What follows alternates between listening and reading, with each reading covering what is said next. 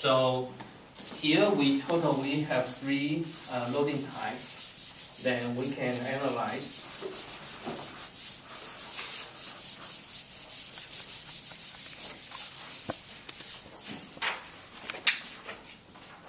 So now we have the loading, and we have the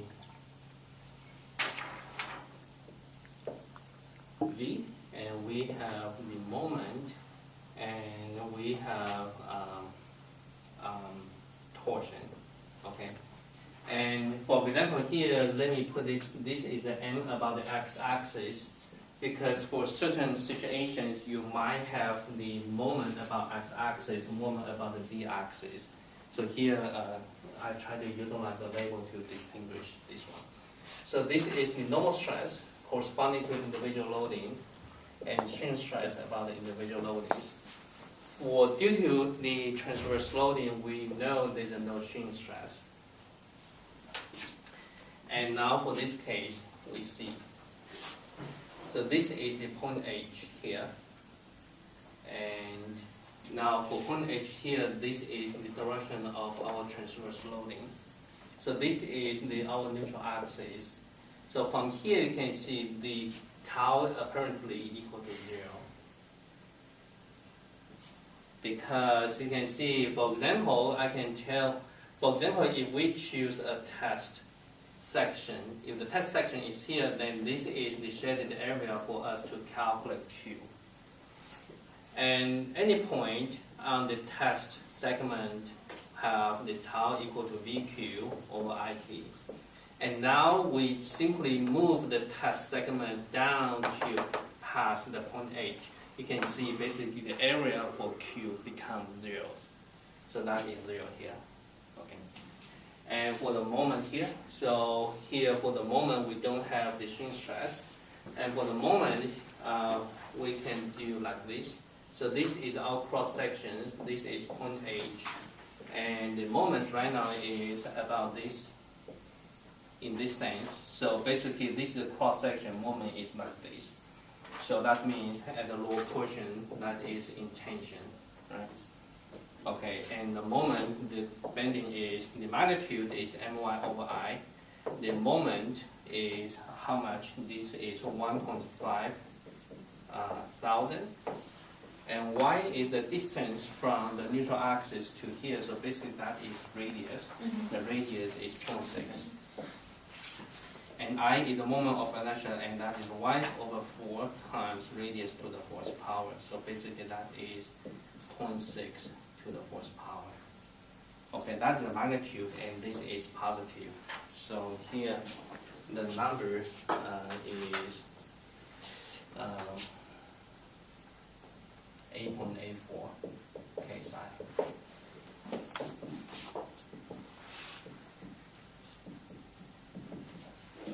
Okay. And for the torsion, and we know there's no normal stress. And for the torsion, this is the point H here, and torque is applied to here. So for the torsion induced strain stress is Tc over J, right? The C is the radius, so T equal to 2.7 times 10 to the 3. C is radius 0.6. J is pi over 2 times radius to the 4th. Yeah. So it's really extra little. So this one is 7.96 KSI.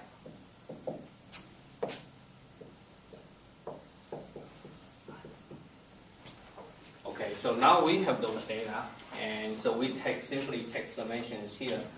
We take summation that takes summation of all the individual cases. So in this case, we have is this. So let me choose a small element around the point H. Try to represent the distribution of the stress. So the element will be something like this. So this is the part of the entire cross section. The point H is here, and then the Z is basically pointing to this direction. Okay, so that is the local small patch we choose So in this way, why not here you define your local coordinate system, say this is xy. And that one is for you to using Mohr circle, okay, to define. Anyway, that is artificially defined. But anyhow, right now we just mapping this information to these elements here. At the point H, I'm sorry, I kind of keep changing the whole thing. Why not? Can I do it another way? Because we here for the drawing will always put the H to the lower portion there. So H is here. Let me pick up the element like this. Okay, so that align to what we been comprehend. So here in this case, this Z is pointing in this sense. Okay, so in this way, why not we define our local coordinate system like this? So now based upon our drawing here, at the normal stress is 8.84, which is tensile. So which direction? This one, right?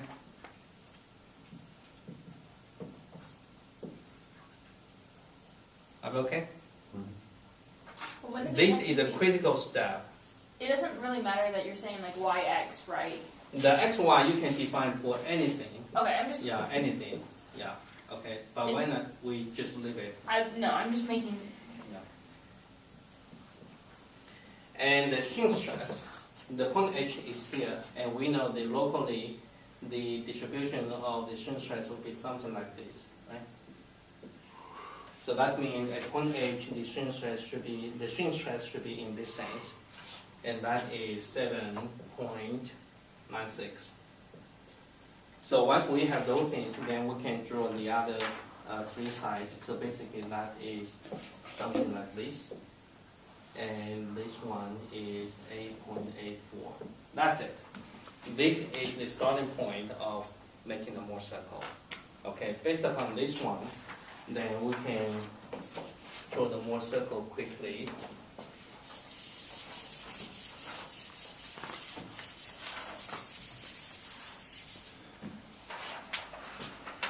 So the center at 2, 0 plus 8.84, so that is 4.42. And the radius equal to 8.84 minus 0 divided by 2 square plus 7.96 square equal to 9.10. Okay, and here I drop the units, but keep in mind the units are in KSI.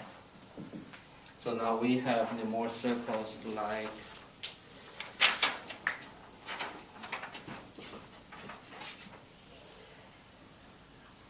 this is a circle and radius.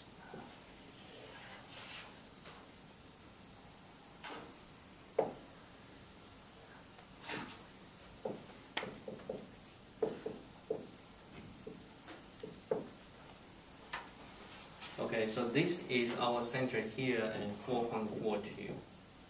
The radius is about 2 times, so this is radius 9.10.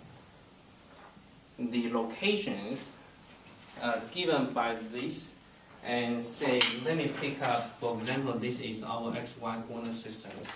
So in the x plane, in the x directions, in the x planes, we have the coordinate is 0, 7.96, and the sense here, this shear stress try to rotate the element in this sense. So x point corresponding to should be here. Okay? Okay. Then y point basically is y, 8.84, 7.96. The sense is this. So y point should be here. Okay, basically the two will form in a diameter. So now from here you can quickly calculate, determine the principal here. This is the maximum, minimum.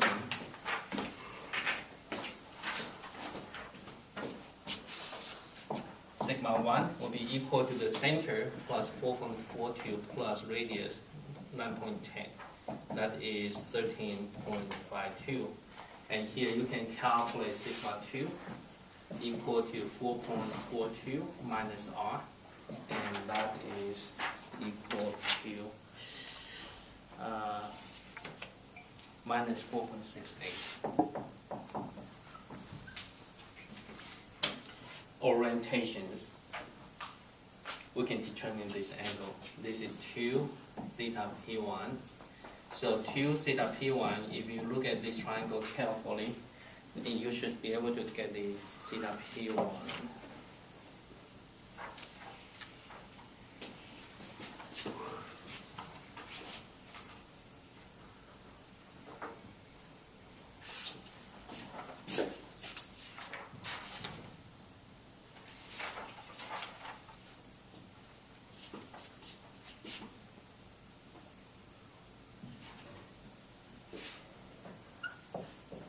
About this angle. So theta p1 equal to 30.5 degrees and in counterclockwise direction.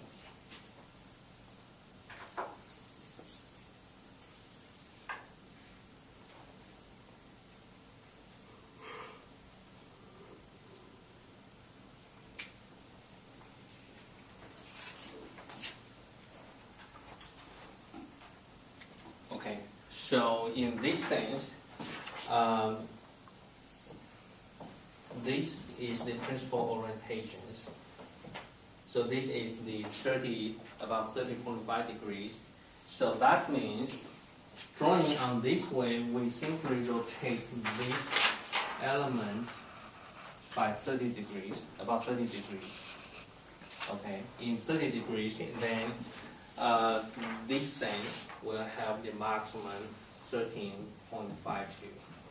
So that means we rotate this element by 30 degrees in plane, then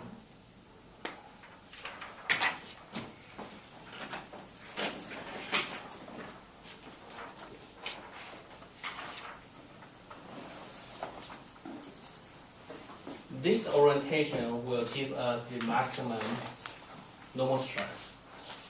So if this material is weak, say for example, if this material is made of the wood and it's very weak to carry the normal stress, then very likely if there would have any wooden texture, this will be delaminated or be broken very quickly, because in this orientation it suffers the largest normal loading, the normal stress.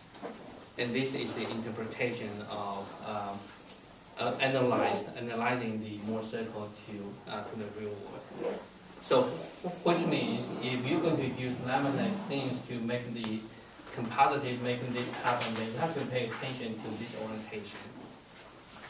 Okay. And the same thing, we can apply this one to determine the maximum shearing, and you can do this one quickly. So Friday, coming here, I'm going to talk about the 3D, transformation in 3D, and that is a new from your fundamental. Okay, thank you.